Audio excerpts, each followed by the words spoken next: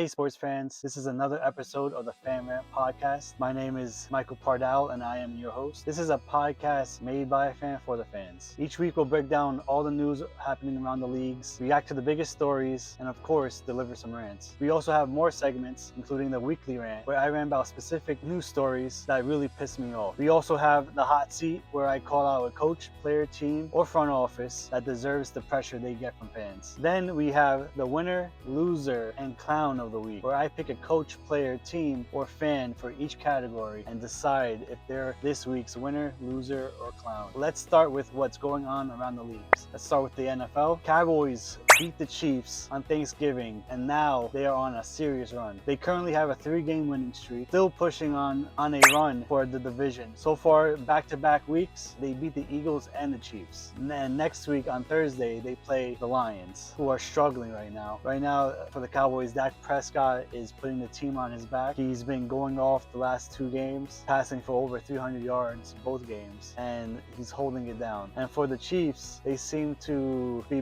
doing the opposite. They seem to not be making the stops they have to make, and they're not making the right decisions. They're very undisciplined. In the game, they had 10 turnovers, and they gave up 100 yards from those turnovers. Oh, brother, this guy stinks! They're not the same Chiefs. They are somehow slower. They're not as fiery as they used to be. Basically, the Chiefs aren't looking like the Chiefs right now. They are 6-6, and they're still fighting for a playoff spot. Joe Burrow beats the Ravens in his first game back since week 2 on Thanksgiving. He was out since week 2 because of a turf toe injury, which means he had a torn ligament in the toe, and it had to be recovered. And now he's back, and it looked like he never missed a beat. It looks like he was never injured at all.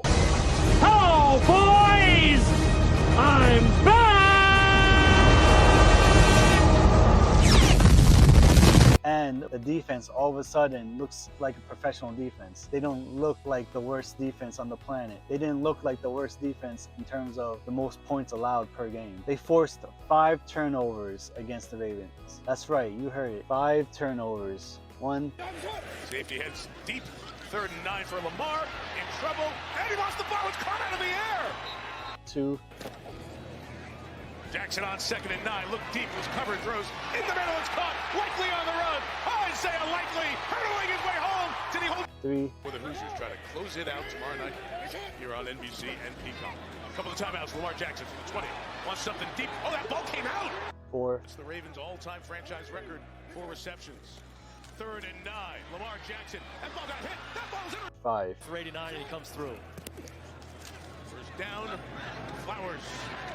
Lost the football. That's a catch and a fumble. 5 turnovers. Shut your Who would have seen that coming? They break a 4-game losing streak. They are now 4-8, but if they want any chance of making the playoffs, they have to win out. That means they have to win every single game from now on, just to be 9-8 and have any chance of a playoff run. And just when you think the Ravens are back, it seems maybe they aren't back. Or maybe this is just a regular loss against a division rival, which can happen, and maybe they'll be back next week. Still an impressive win by the Bengals. Next, we have the Bears, and they embarrassed the Eagles on Black Friday. The Bears are now the number 1 seed in the NFC after the Rams took an L against the Panthers today. I certainly didn't see that come. Not in a million years. I would have said, oh, in 2025, the Bears will be the number 1 seed in the NFC East. And they beat those sorry Eagles. What a shame. What a shame. What a shame. That made me happy. Ben Johnson, the head coach of the Bears, got this team rolling. He seems to be pushing the right buttons whenever he needs to. And they beat teams without even looking spectacular. Their defense, though, are a turnover monster. They lead the league in turnovers. They are a legitimate threat in the NFC, and no team should take them lightly. The Eagles have to be careful now. They're struggling, and the Cowboys are not. They are lurking right behind them in the NFC East. Let's go to the NBA. Mavericks rookie Cooper Flagg, the number 1 pick in the NBA draft this year, becomes the youngest player to score 35 points in a game. It was against the Clippers, which they won. He is 18 years old. The day before, he made history by dropping 11 assists, which was also the most by any 18-year-old, and that happened against the Lakers. They lost that game. The last 18-year-old to drop 35 points in a game was LeBron James. He was 5 days older than Cooper Flag. And LeBron James did that back 2003. Mavericks still stink, but they have a star, hopefully, in Cooper Flag. And hopefully, they don't trade him in his prime. Can't believe Mavericks got lucky on that one. Now, let's go to the NBA Cup. Now, FYI, I hate the NBA Cup. I think it's a stupid tournament that no one really cares about. It's a fake trophy. Like, no one cares about a mid-season trophy. It's all about the finals trophy. To me, it's meaningless. Like, who cares? NBA fans actually laugh at the fact that teams actually hang banners for the NBA Cup. Like, it's a joke. Like, no one cares. Go on any social media, look up what fans are thinking. I promise you, they laugh at that trophy. But I guess the players get bonuses, so good on them. The quarterfinals are going to be underway in about 2 weeks. In the East, the Magic will play the Heat, and the Knicks will play the Raptors. Both games will be on Tuesday, December 9th. In the West, the Thunder will play the Suns, and the Lakers will play the Spurs. Those games will be on Wednesday, December 10th. Now it's time for baseball. Blue Jays signed free agent pitcher Dylan Cease to a huge contract worth 7 years, $210 million. That is $30 million a year. It's the largest contract. It's the largest free agent contract in the history of the Blue Jays, surpassing George Springer. They hope that he could be the ace of the staff. He's a very good right-handed pitcher, but he has been very inconsistent throughout the years. If you look at his stats, his ERA, his earned runs allowed, are very inconsistent. They could dip to a 3, to a 2, to a 4, to a 5. It's very inconsistent, and they hope that they could tap into the potential he could be. They hope they could tap into his potential and hopefully be an ace for a very long time. Only time will tell if this could be a good or bad contract. As a Yankees fan, I hope it's an awful contract. I hope he's terrible all the time. But for a guy like him, it's very hard to be very terrible. They're gonna be very good. Their pitching staff is already very good, and they're gonna be a threat every year if all these players that they have turn out the way they think they could turn out. Now let's move on to the bottom barrel of Major League Baseball. Angels. The Angels are trying to buy out the last year of Anthony Rendon's contract. He plans to retire after the buyout. They're trying to buy him out from his current contract, which is a 7-year, $240 million contract. He signed that back in 2019 after he won the World Series with the Washington Nationals, which he had a great year with at the time. He became the highest paid third baseman in 2019, and he's still the highest paid third baseman in history, actually. In his 6-year run with the Angels, he has never played more than 58 games due to injuries, and in the games that he did play, he did not play well. I don't feel bad for him, though, because this is a guy who has said, you could look it up, that he does not love baseball. It's not his first priority. That means he doesn't really care about it. In fact, he even said he considers it a job. Meanwhile, every star player who gets paid the way he does has said countless times that they love doing what they do. They care about winning, they care about being great, they care about playing baseball. And you could ask any fan here that loves baseball, or any kid growing up playing baseball as like their favorite sport, they will always say they love baseball and would do anything to play baseball, especially professional baseball in the major leagues. Meanwhile, the Angels handed a massive contract to a guy who doesn't care at all about baseball. He's just there for a paycheck. A massive paycheck at that. He just comes into work, gets a few ground outs, few flyouts, boom. That's his day. Come on, dude. Even his former teammate, Kevin Pillar, has said that when he would see him, say he would never put in the best effort. I'm glad he's retiring. A guy like that doesn't deserve to be on a professional baseball field, let alone wear a jersey, a professional baseball jersey on his back. Now it's time for the weekly rant. What's today's rant? NFC East fan bases rooting for the Cowboys to beat the Chiefs on Thanksgiving. I have seen so many comments from fans and media personalities that would rather root for the Cowboys to win just so the Chiefs could lose. That makes zero sense to me. How, as a fan of the Giants, Commanders, and Eagles, could you root for the Cowboys to beat the Chiefs? The Cowboys, your division rival, America's probably most hated team, more hated than the Chiefs are. You're rooting for them to beat the Chiefs. Like, are you kidding me? That's the saddest thing, most pathetic thing I've ever heard in my life. And I've seen so many comments on social media, on X, on Instagram, on TikTok. It's pathetic. I've even seen media personalities say the same thing, that they'd rather see the Chiefs lose than care about seeing the Cowboys lose. Like, that's a joke. People are butthurt the Chiefs are winning Super Bowls while their teams aren't.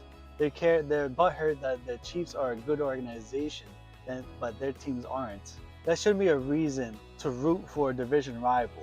Like, what happened to the days? What happened to the days when a rival was hated? Now fans have gotten soft. As a Giants fan, I hate the Cowboys, I hate the Eagles, and I hate the Commanders. I hate their team and I hate their fan bases. And that's how it should be. It should be like that the other way around too. They should hate the Giants fans or the Giants team just like I hate their teams. It's sickening. It's pathetic. It's sad. It's what has the world gone? What has the world come to? Old time fans, they would throw up at this idea. Maybe I'm 29 years old. Maybe I'm too old for this. Maybe I just don't understand the new fan bases. But when I was a kid, I grew up hating these teams. You shouldn't even be a fan of whatever NFC East team you claim, because a real fan would never do that. A real fan would never root for the Cowboys to win any game, no matter who they play. Just hand over your fan card. If you're one of those fans, drop a comment, leave your fan card behind. Unbelievable that this is the world we live in, where NFC East rivals are rooting for other rivals. If you're one of those fans, you know who you are. Drop a comment if you have the cojones, and the real fans, come out and say what you gotta say about these fake fans.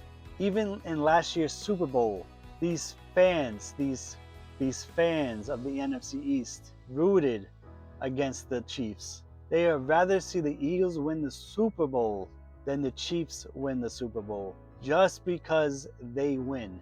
Just because the Chiefs have won a lot the past few years. Like, what are we doing? That is madness. I would never in my life rooted for the Eagles to win that Super Bowl. They could have been playing the Patriots. They could have been playing the Chiefs. They could have been playing the Steelers. They could have been playing anybody. But I was never ever gonna root for the Eagles. Never.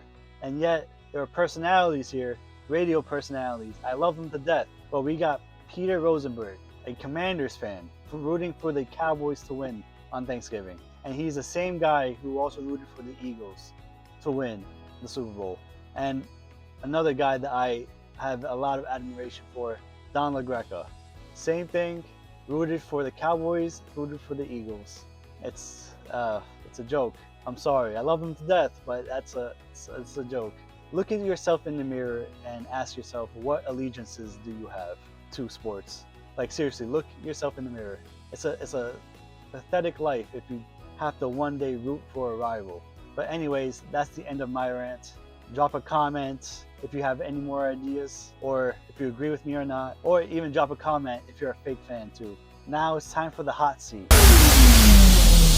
Josh Allen is on this week's hot seat. Why is he on the hot seat, you may ask? He is on the hot seat because the Chiefs and Ravens are bad this year. Now, by bad, to their standards, they're mediocre. And this is the perfect time to take advantage of that in the playoffs, if they even make it to the playoffs. Both teams have shown that they are not the same. Right now, the Chiefs are slipping and the Ravens are very inconsistent. Both of them took L's this week. This means this is the perfect chance for Josh Allen to lead the Bills past them and actually have a chance to make it to the Super Bowl, because in the past it's the Ravens and the Chiefs being the biggest challenges for the Bills, mainly in the playoffs. If Josh Allen can get it done, then maybe we're on fraud alert for him, because if he can't do it this year, I don't know when he could. The Chiefs and Ravens seem to be lost right now. We're not sure why, but the Chiefs dynasty could be over. Who knows? The Ravens, they're lackluster on defense and their offense isn't getting it done. But we do know one thing that's consistent right now, and that's Josh Allen and the Bills. They have a better record than both of them, and they have a better record than both of them, and they have a realistic shot at the Super Bowl. So what could go wrong, right? If Josh Allen does not do this, the fan base has every right to be angry at him. Every right. This is the perfect year to get past the two biggest challenges. It's now time for a winner of the week. Who are the winner of the weeks? The Bears fans. After years of suffering, the Bears finally have a team to be proud of. Finally! And their fans are rejoicing. Bears fans are loving every single minute of this season. They are finally back. They haven't been back for a while, but they are finally back. They are finally a team that could be a threat in this league, and a team that's historically in QB hell every year. They never have a stud quarterback, but they may have something in Caleb Williams, who isn't spectacular, but he wins games. And any Bears fan would take that any day of the week. A quarterback that could win games, keep them in games. And they even found a head coach that could push the right buttons and get this team going. I'm actually jealous. As a Giants fan, I know what it's like to be at the bottom and also be at the top. And right now, the Bears are on the top and the Giants are at the bottom. They seem to have everything right now. It's just one of those years where everything just comes together, and now you could build off of that in the years to come. You could just see that all the right buttons are being pushed by Ben Johnson based on their winning streak and their record right now. #1 in the NFC East. I wish the Giants organization knew what they were doing. Hopefully that could happen next year. We will see. But right now, Bears fans, congratulations. You actually have something right now. And rejoice, man, because who knows if this could last. You never know. Not every season's guaranteed, but right now you guys got something to be proud of. So congratulations to you, and hopefully they could keep it up. Now let's talk about the loser of the week. We talked about them before, the Kansas City Chiefs. The Chiefs lost to the Cowboys on Thanksgiving 31-28, dropping their record to 6-6. This loss isn't just any defeat, it's one that makes their playoff chances, it's one that puts their playoff chances in jeopardy after so many years of dominance in the Mahomes, Andy Reid era. Could their dynasty be over? Maybe, but as history has shown, even in slow starts, or even when times where they don't look like the normal Chiefs of the past, they still find a way to win and make it as far as they do. So I'm not going to go to the point where saying their dynasty is over. I had to see it to believe it. I had to see their dynasty crumble to believe the dynasty is over. Why they lost on Thanksgiving? They committed 10 penalties for 119 yards. They had a bunch of defensive breakdowns, and the offense didn't do much for half the game. It was just self-inflicted mistakes in a must-win game. Not sure what's going on with the Chiefs. It's possible they do look old. Travis Kelce's not the same. The offensive line is not the same. The weapons aren't the same. Maybe Andy Reid is losing his touch. Patrick Mahomes is still looking like Patrick Mahomes. He's still making those plays. But that's not enough, it seems. Even though he didn't have the best game on Thanksgiving, he's still been playing very well. So who knows what this is? Maybe it's the Taylor Swift curse. Maybe because Taylor Swift is now engaged to Travis Kelce, maybe that just derailed the season. Who knows? But right now, the Chiefs are not looking good, and this could be a sign of more to come. Who knows? But maybe this could be the end of the dynasty.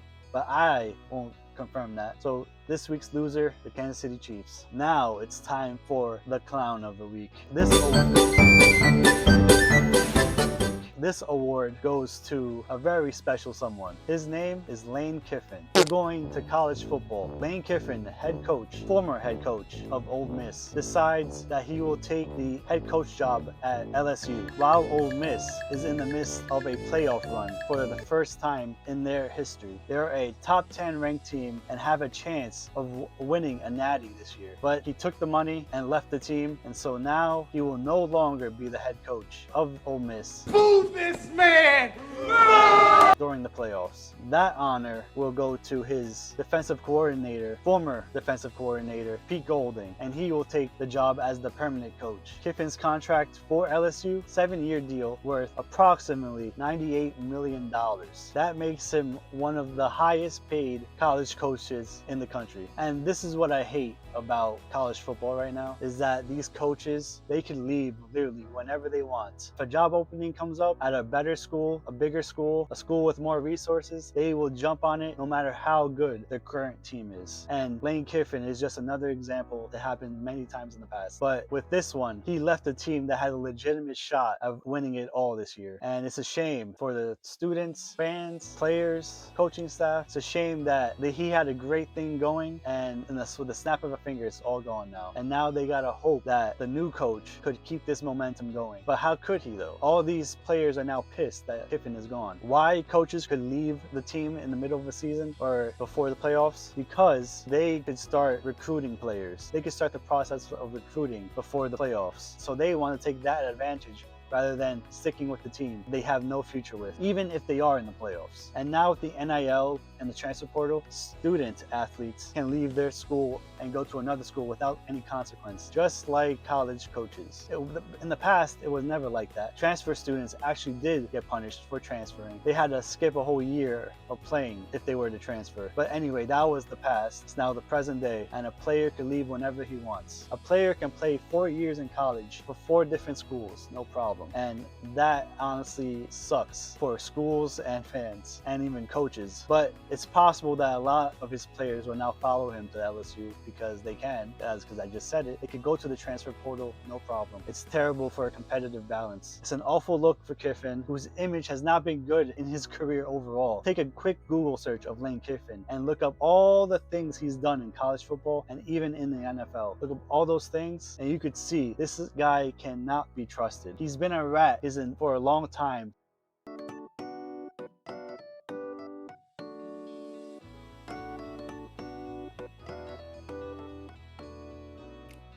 So it's been expected. But this is also the NCAA's fault. Their awful system and rules allows these situations to happen all the time now. But that's a conversation for another day. For now, Lane Kiffin is this week's Clown of the Week. All right, that's it for the Fan Rant podcast. Thank you everyone for listening. Like and subscribe. If you got any takes about me, the episode, or the topics we went through, drop a like and comment. If you got any rants that you want me to talk about, if you got any rants yourselves, drop a comment. If you got any candidates for the winner, loser, and Clown of the Week, drop a comment or let me know on all socials. You can follow me on all socials at Fan Rant Pod. See you guys next time.